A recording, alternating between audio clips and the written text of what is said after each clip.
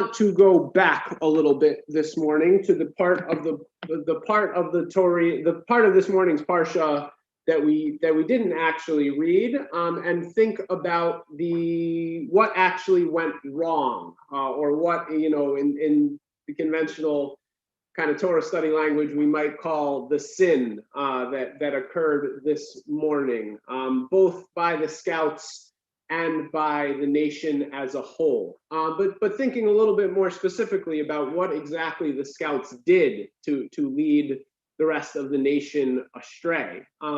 If you read through the text, and again, I think we'll talk about this a little bit more on Monday night, really what these 12 leaders did is what God and Moses charged them to do.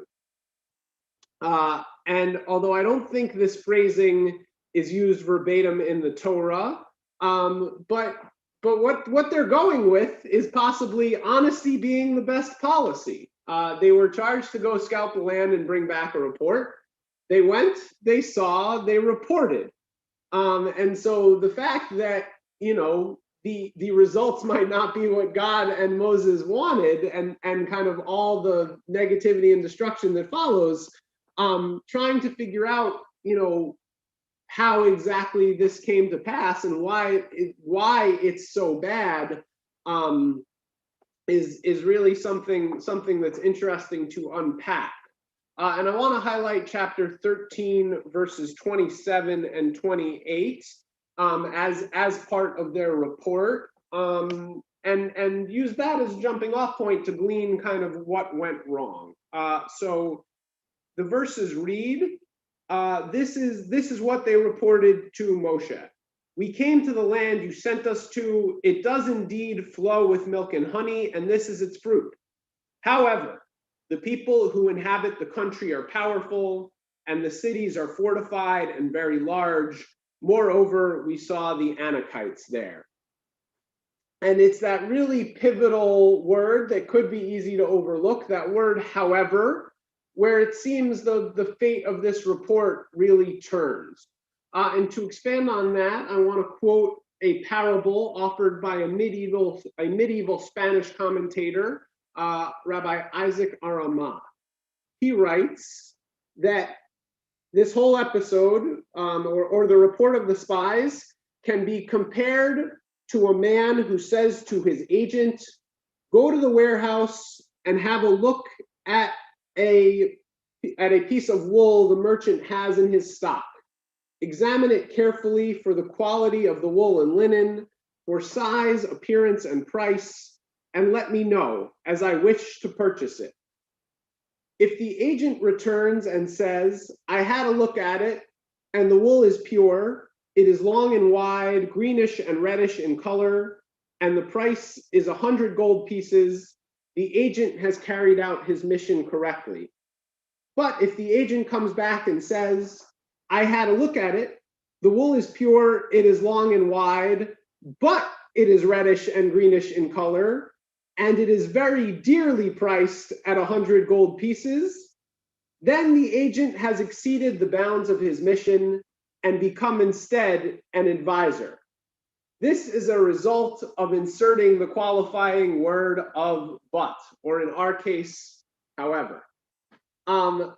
Part of the reason I brought that in is because I just really love that evocative language. Reading through that parable, I can almost kind of close my eyes and imagine myself in an exotic marketplace somewhere, looking at different cuts of wool kind of laid out before me, and bringing back my own recommendation of which one might be the nicest one there. But back to the issue at hand in our text. What we see here is something that really, I think, unfortunately, we're all too familiar with.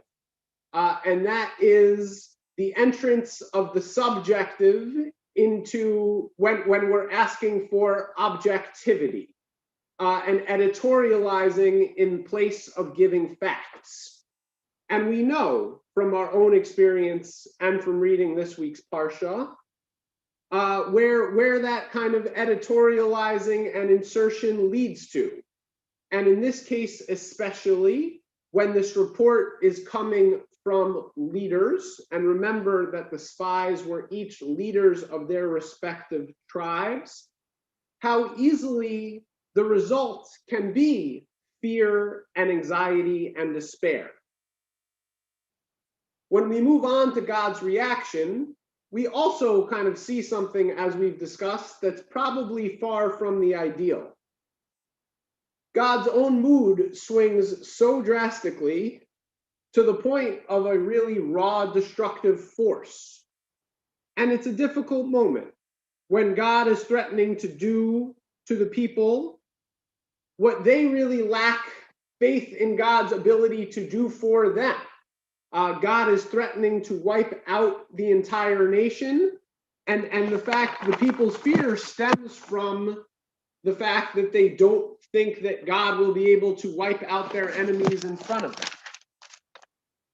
And of course, again, thankfully, Moses swoops in and saves the day. Moses does really exactly what God had told him to do. He intercedes using the formula God gave him after the episode of the golden calf.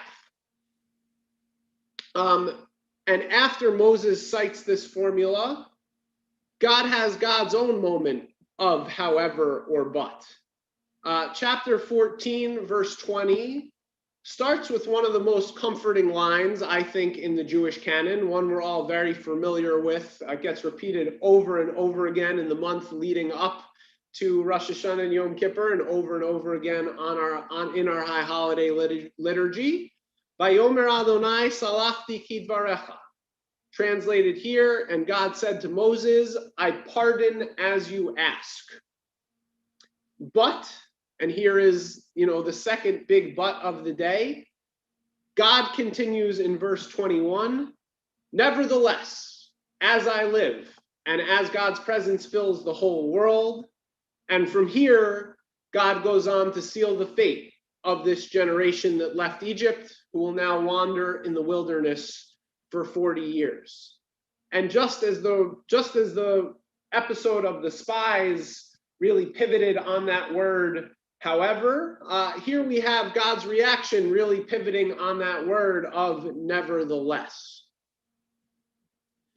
Reading this, it's apparent that the people are, at least according to this translation, pardoned but not forgiven. And I think I would actually switch that around. I think I would say that the people are forgiven their sin on a national level, but really not pardoned from the consequences that they must now face for their actions. And there's a significant difference at play. How do we repair relationships? How do we keep someone who has hurt us in our lives, but also really clearly communicate that that doesn't mean that everything is now okay or forgiven or forgotten? We started this morning with the however, the but inserted by the spies, the offending party being a source of so much hurt and disruption. And we end with the hurt party, God, saying, I forgive you, but adding in God's own nevertheless. The lesson, I think, lies in remembering that our own words and actions really do have such cascading consequences.